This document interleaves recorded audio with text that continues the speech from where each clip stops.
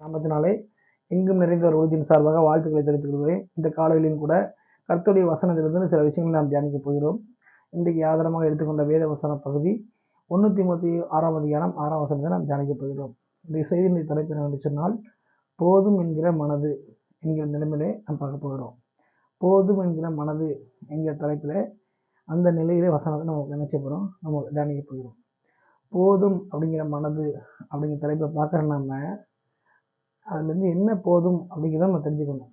கீழே வசனத்திலேயே போட்டிருக்குது, 1 தீமோத்தேயு 6ஆம் அதிகாரம் 6ஆம் வசனம், அதை கீழே வரிசையாக போட்டிருக்குது, உண்ணவும் உடுக்கவும் இருந்தால் அதுவே போதும் என்று கடவுள் சொல்லி போட்டிருக்குது. அப்போ இந்த வசனத்தை யார் சொல்கிறாங்கன்னா, பவுல் தீமோத்தேயுக்கு என்ன செய்கிறாரு, எழுதுகிறாரு.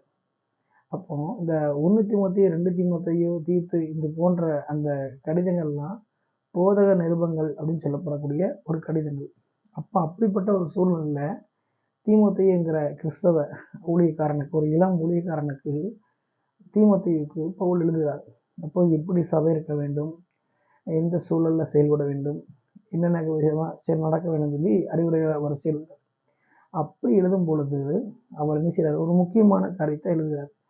என்ன எழுதுறாருன்னா, தேவ பிள்ளைகள் ஊழியக்காரர்கள் ஒவ்வொருவரும் என்ன செய்யணும், போதும் என்கிற மனது கூடிய நிலையில் இருக்கணும்னு சொல்லி முக்கியத்துவம் கொடுக்குறார். ஏன் அதை எழுதுறாருன்னா, அந்த போதும் என்கிற மனது இருந்தால் மட்டும்தான் நாம் என்ன செய்ய முடியும், பரலோகத்துக்கு செல்ல முடியும். இல்லைன்னா அந்த உலகத்தின் காரியங்கள் நம் இருதயத்தை ஆக்கிரமித்து விடும், நம் இருதயத்தை வஞ்சித்து விடும், ஏமாற்றி விடும் சொல்லி அவர் தெளிவாக புரிந்து கொண்டு எழுதுகிறார். அப்போ அதை தான் நம்ம தலைப்பை பார்க்க போகிறோம். இந்த அப்போஸ்தலனாகிய பவுல் போதும் என்கிற மனதை உடையவராக இருங்கன்னு சொல்ல காரணம், அந்த நாட்களில் அநேக ஊழியர்களும் அநேக தேவ பிள்ளைகளும் அநேக ஜனங்களும் அவங்க என்ன செய்தாங்கன்னா, போதும் அப்படிங்கிற மனநிலை இல்லை. பெரும்பாலான மக்கள் அளவுக்கு அதிகமாக என்ன செஞ்சாங்க, பேராசை கொண்டவர்களாக, அவங்க அந்த உலகத்தை நாடினவர்களாக நேசித்தவர்களாக தான் இருந்தாங்க.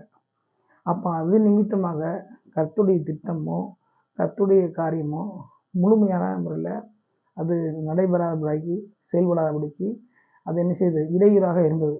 அப்போ அப்படிப்பட்ட ஒரு காரியங்கள் வரக்கூடாதபடிக்கு என்ன செய்யணும், இருக்கிறத வைத்துக்கொண்டு மன நிறைவோடு இருக்க வேண்டும் அப்படிங்கிறத இந்த தீமோத்தேயுக்கு என்ன செய்கிறாரு, சொல்லுப்பான்னு சொல்லி அவர் சொல்லி கடிதம் எழுதுகிறார்.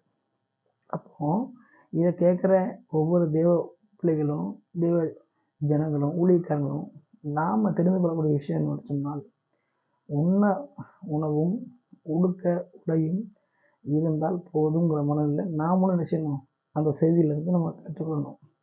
அப்படி இருந்தால் நமக்கு என்ன தேவையோ அதை தேவன் என்ன செய்வார், கொடுப்பார்.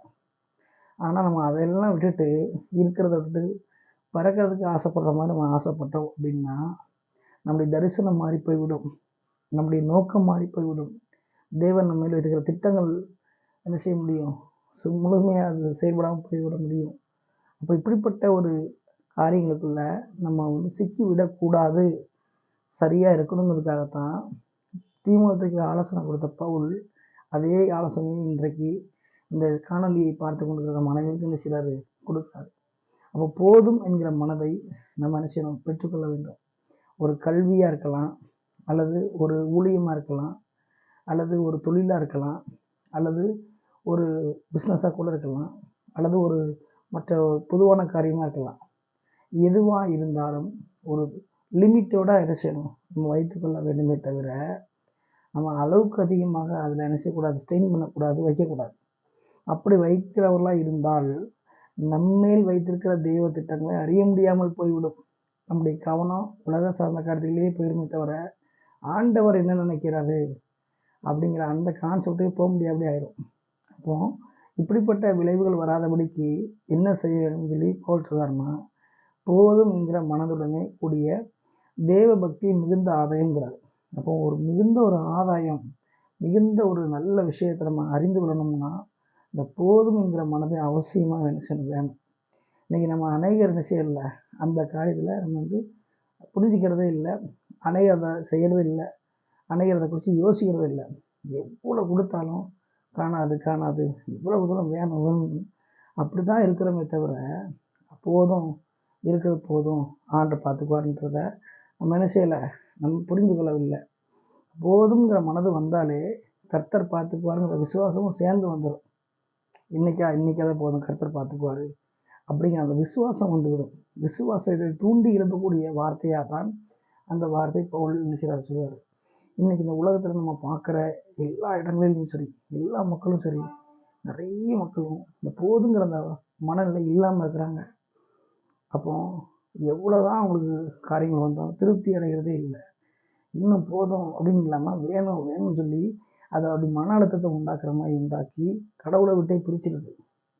அது மாத்திரம் தங்களுடைய நோக்கங்கள் என்ன செய்யுது, அறியலாபடி பண்ணிடுது. தரிசனத்தை கெட்டு போக பண்ணுது. அப்போ இப்படிப்பட்ட காரியங்களை சிக்கி விடக்கூடாதுன்னா நாம் போதுங்கிற மனநிலையோடு என்ன செய்யணும். போதுங்கிற மனதுக்கு என்ன அர்த்தம்னா, இருப்பதை மனநிறைவோடு வைத்து கொண்டு செயல்படுகிற நிலைன்னு அர்த்தம். கர்த்தர் கொடுத்தது போதும், இருப்பதை வைத்துக்கொண்டு மனநிறைவோடு செயல்படுவோம் அப்படிங்கிற ஒரு நிலை தான் போதுங்கிற மனது. இதை நாம் சரியாக புரிந்து கொண்டு வாழ்க்கையில் என்ன செய்யணும், செயல்பட வேண்டும்.